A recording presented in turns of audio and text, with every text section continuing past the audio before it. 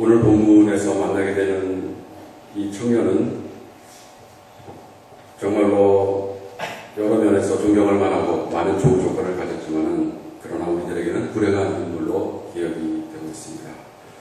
이 사람은 예수님에 대한 소문을 듣고 예수님에게 와서 내가 영원한 생명을 얻으려면 무엇을 해야 합니까? 라고 질문했습니다.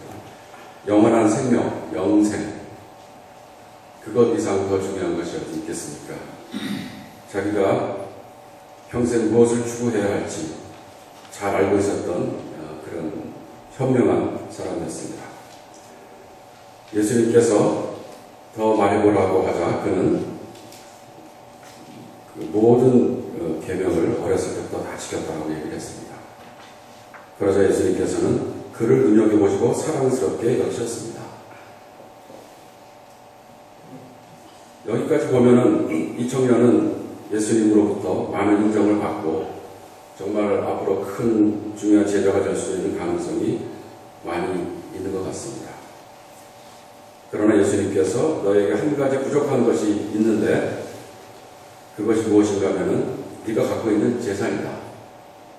그 재산을 팔아서 가난한 사람들에게 나눠주고 나에게로 오라.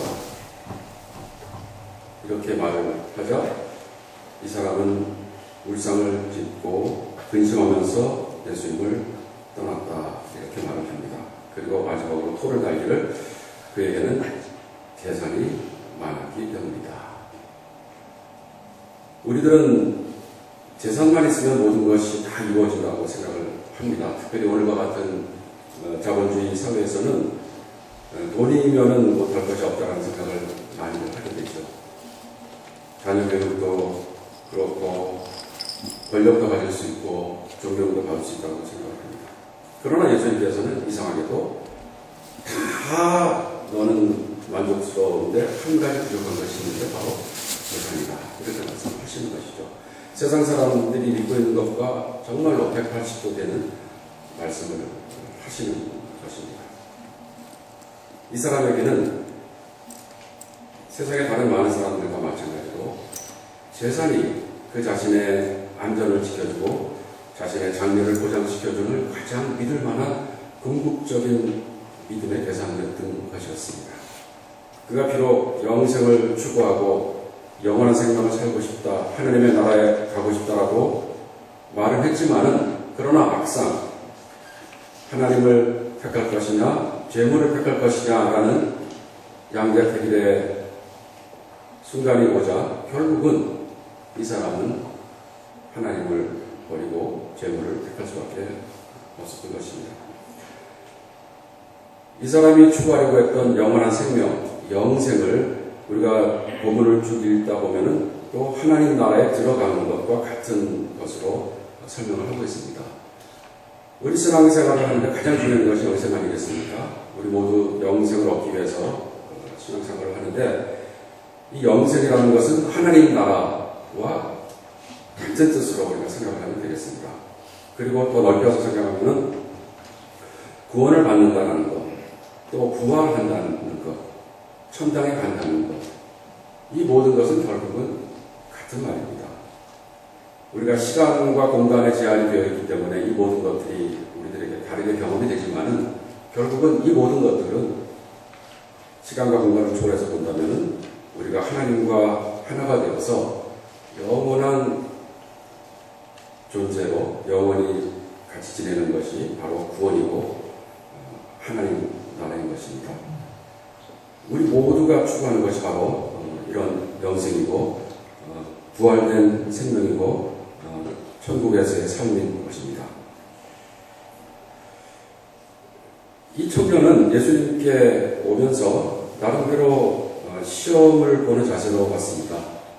나름대로 시험 공부를 열심히 해서 천당에 갈 수 있는 입시에 통과할 수 있는 실력을 나름대로 갖춰서 이제 인터뷰를 하러 간 것이죠. 그러면서 자기가 여태까지 하였던 모든 공부하고 뭐 자원봉사하고 여러 가지 스펙이라고 하던가요? 그런 것들을 다 갖고 와서 예수님께 이제 저를 한번 테스트해 보십시오라고 얘기를 했던 것이죠. 그러면서 자기가 내놨던 그 공적이 계명을, 특히 살인하지 말라부터 내 부모를 공경하라, 이 모든 계명을 다 지킨 것이다 라고 자신있게 이야기를 하였던 것이죠. 어떤 분은 이 본문을 보면서 이 사람은 결국은 입시에서 떨어졌는데 그 떨어진 이유가 계명을 지키고 그것에 대해서 자만했기 때문이 아니고, 아니면 이 사람이 돈이 많아서가 아니고, 이 사람이 떨어진 이유가 10계명 중에서 1계명부터 4계명을 여기에 언급하지 않았거든요. 그러니까 하나님에 관한 계명을 지키지 않고 사람에 관한 계명만 지켰기 때문에 떨어졌다, 이렇게 얘기를 하더라고요. 그런데 참 아주 재미있는 발상이지만 그렇게 해석을 하는 것은 이 본문의 의도를 완전히 잘못 이해한 거 되겠죠. 이 본문에서 우리에게 주는 교훈은 우리가 갖고 있는 부도 그렇고, 그리고 심지어는 우리가 축적했다고 생각하는 우리들의 종교적인 경건도 그것 때문에 내가 천국에 갈 자격을 갖췄다라고 생각하면 그것이 결국은 내가 구원을 받지 못하는 그런 결정적인 문제가 된다는 것을 사실 우리들에게 말씀을 하고 있는 것입니다. 1계명부터 4계명이 아니고 1계명부터 100계명까지 다 지켰다 할지라도 그것 때문에 내가 사정관 앞에 가서 이게 내 스펙입니다, 나는 천국에 갈 자격이 충분히 있습니다 라고 생각을 한다면은 그것 때문에 우리들은 천국에 갈 자격이 없다라는 것을 오늘 본문은 이렇게 말씀을 해주고 있는 것입니다. 과연 구원을 받을 수 있는 필요 충분 조건은 무엇일까요? 이 사람은 자기가 필요 충분 조건을 다 가졌다고 생각을 하면서 예수님께 당당히 나왔지만은, 그러나 이 사람의 계산, 이 사람의 점수 환산법에는 중대한 하자가 있었습니다. 중대한 문제가 있었습니다. 제가 여러분에게 산수 문제를 하나 내보겠습니다. 한번 계산을 해보십시오. 0.83 더하기 25억 4,984 적으셨어요? 더하기 루트 47 더하기 무한. 답은 무엇입니까? 답은 무한이죠. 네. 왜냐하면 무한에다가 아무리 작은 거, 우리가 인간이 생각할 수 있는 아무리 큰 수를 더하더라도 무한 속에 다 흡수가 되어 버리는 것입니다. 구원을 받기 위한 필요 충분 조건은 사실은 하나님의 은혜이죠. 하나님의 은혜는 무한한 은혜입니다.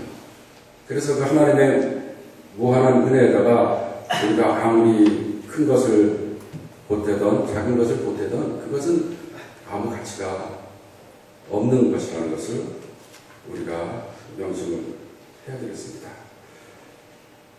이 부자, 이 사람은 무한에 대한 이해가 없었기 때문에 하나님께서 우리에게 주는 그 은혜가 얼마나 위대한 것인지를 깨닫지 못했기 때문에 자기가 아주 작은 것을 많이 쌓아서 그것을 통해서 구원을 살 수 있다고 사려고 노력을 했던 것입니다.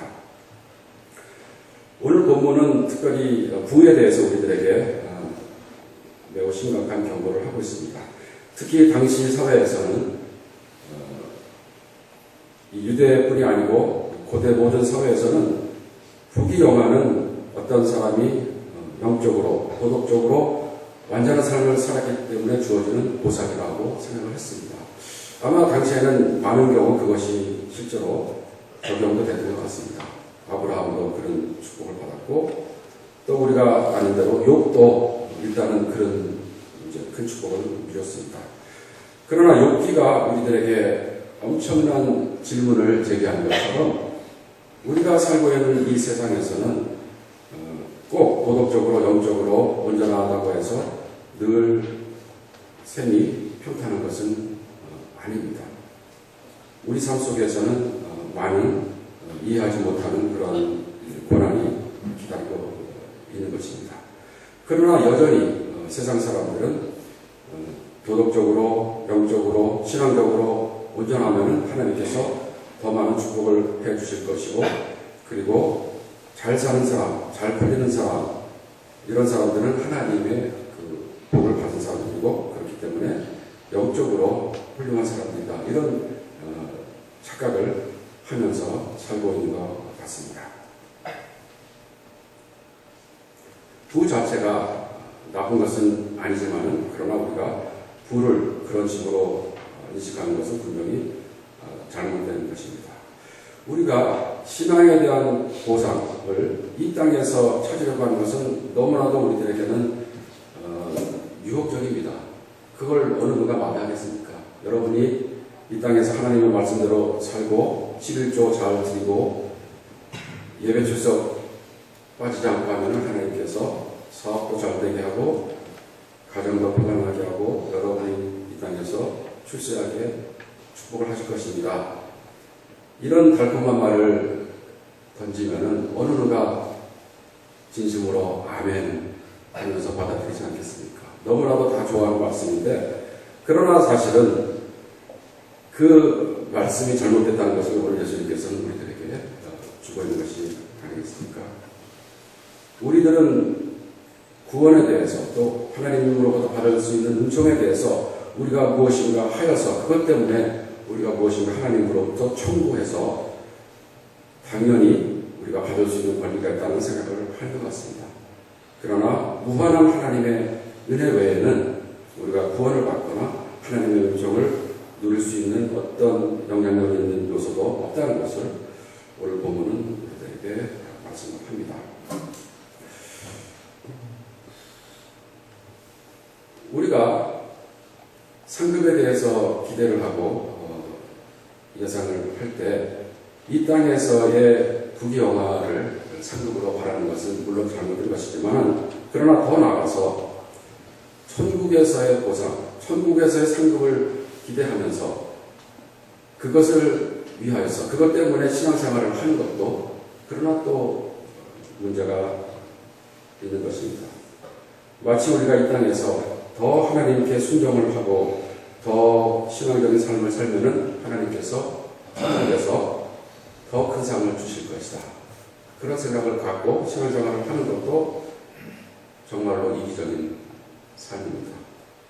이 땅에서 부를 보상으로 받는 것, 기대하는 것보다도 죽어서 천당에서 더 많은 상급을 차지하기 위해서 이 땅에서 신앙생활을 열심히 하는 것은 사실은 더 이기적이고 더 나쁜 신앙이 아닐까 하는 생각이 듭니다. 어떤가요? 여러분들은 천당에서 많은 상급을 얻기 위해서 이 땅에서 희생하면서 신앙생활을 많이 하고 있습니까?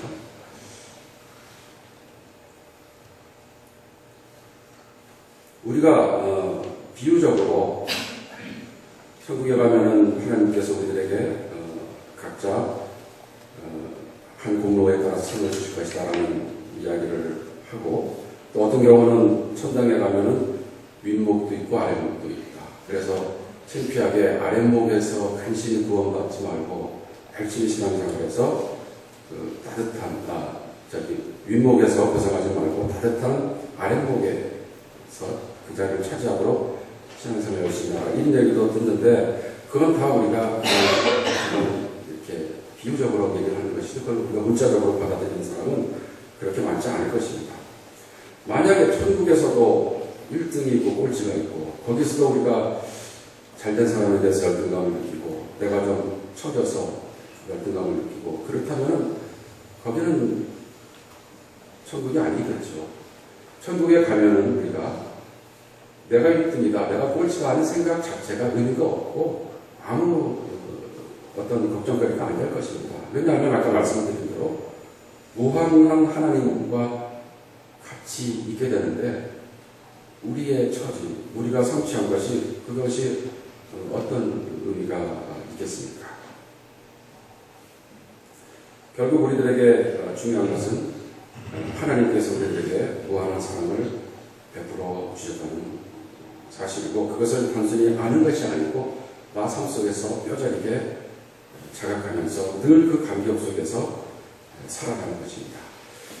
결국 구원의 필요 충분 조건은 하나님께서 우리에게 예수 그리스도를 통하여서 이루어 주셨습니다.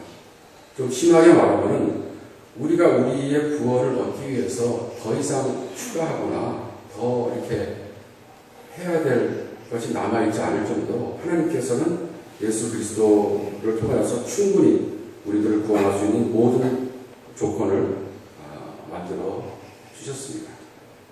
따라서 우리들의 삶은 더 이상 내가 무엇을 이루어서 그것에 대한 보상으로 물질적인 혹은 영적인 축복을 다 받겠다는 것이 아니고 내가 받을 수 있는 보상에 상관없이 하나님께서 나에게 너무나도 큰 축복을 내려주시다는 감격 속에서 받은 사랑을 나누어주면서 사는 것이 바로 우리들의 올바른 삶이라는 것을 우리가 깨닫게 됩니다. 과연 우리들은 구원에 대해서 이렇게 새로운 생각을 하게 되면서 우리들의 삶이 어떻게 바뀌어야 될까요? 우리가 무엇을 이루는 것, 우리가 도덕적인 삶을 살아가는 것, 우리가 교리적으로 얼마나 정확한 교리를, 신조를 믿고 있는지 그런 것이 아니고 하나님의 사랑에 의해서 우리 모두가 구원을 받는다면 그것이 오늘 이 땅에서 사는 우리들의 삶을 어떻게 바꾸게 될까요? 저는 몇 가지 생각을 해봤습니다. 먼저 우리들은 천국에 가면은 좀 깜짝 놀랄 것이다라는 그런 준비를 하고 천국에 가자는 생각을 해보게 됩니다. 하나님의 사랑은 무한하기 때문에 우리의 상상을 넘어서 정말로 이상한 사람들을 하나님께서 천국에다가 데려다 놓았을 수도 있다라는 그런 생각을 우리가 해봐야 하겠습니다. 얼마 전에 90이 넘으신 연세대학교 철학과 명예교수이신 김형석 교수님께서 인터뷰한 기사를 봤습니다. 그분의 기독교에 대해서 주신 따끔한 충고는 오늘날 교회가 너무 교리에 집착하지 말고 진리에 집착해야 된다. 이렇게 얘기를 하였습니다. 교단마다 또 캐톨릭과 개신교 사이에도 많은 교리의 차이가 있지만 그러나 우리가 하나님께서 보여주신 진리에 집중할 때 우리들은 여러 가지 장벽을 뛰어넘어서 한 형제 한 자매로 생활을 할 수가 있습니다. 내가 믿는 방식만이 맞다라고 생각하거나 나와 다른 사람들은 전부 이단이다, 타종교다라고 생각을 한다기보다는 더욱더 포용력을 갖고 하나님의 사랑이라는 공통 분모를 중심으로 하여서 우리들의 관심과 우리들의 연대, 사랑을 더 넓게 하는 것이 오늘 말씀 우리들에게 주는 교훈이라고 생각이 됩니다. 그리고 그와 함께 우리들은 결코 우리들의 신앙에 대해서, 우리들의 구원에 대해서 자랑하거나 교만할 수가 없을 것입니다. 그리고 우리들은 구원을 받기 위해서 우리가 어떤 노력을 하고 그것에 따라서 우리의 구원의 가부, 당락이 결정됐다라는 불안감을 가질 필요가 없이 여유 있게 편안하게 안도하는 마음으로 하루하루를 살아갈 수 있을 것입니다. 우리가 생활을 해나가면서 결정하게 되는 한 가지 한 가지 사안에 대해서 불안하여서 내가 이것을 잘하면은 점수가 깎이고 잘못하면 점수가 깎이고 잘하면 점수가 올라가고 그것에 따라서 나의 구원이 결정되겠지, 그런 생각을 갖고 삶을 사는 것이 아니고 나는 이미 하나님의 자녀로서 구원을 받았고 하나님께서는 나에게 이미 가장 좋고 가장 완전한 생각을 마련해 주셨다는 믿음을 갖고 감사하는 마음으로 하루하루를 살아가는 것이 우리가 살아야 할 마땅한 도리라는 것을 우리가 깨닫게 됩니다. 여러분들은 얼마나 확실하게 하나님께서 여러분들을 위해서 모든 것을 버리시고 사랑을 베푸셨다고 피부로 느끼고 사십니까? 오늘 아침에도 우리가 양육 공부를 하면서 이 부분에 대해서 우리가 다시 한번 생각을 해보았는데요. 세상 사람들은 이러한 하나님의 사랑을 깨닫지 못하기 때문에, 체험을 하지 못하기 때문에 아름다운 공동체, 이상적인 공동체를 결코 만들 수가 없습니다. 그러나 우리들은 교회에 속해 있고 교회 공동체에 속해 있는데 우리 모두들은 하나님의 사랑을 깨닫고 체험했기 때문에 남들이 할 수 없는 섬기는 공동체, 사랑의 공동체를 이룰 수 있다는 것입니다. 우리 모두가 하나님의 사랑의 포로가 되어서 이미 우리들에게 주어진 구원의 필요 충분 조건을 충분히 자각하고 느끼면서 감사하는 마음으로 하나님의 사랑을 받아들이고 또 우리 주위에 있는 사람들에게 하나님의 사랑을 나눠주는 그런 구원받은 신자로서의 올바른 삶을 살아가는 우리 모두가 되기를 간절하게 바랍니다.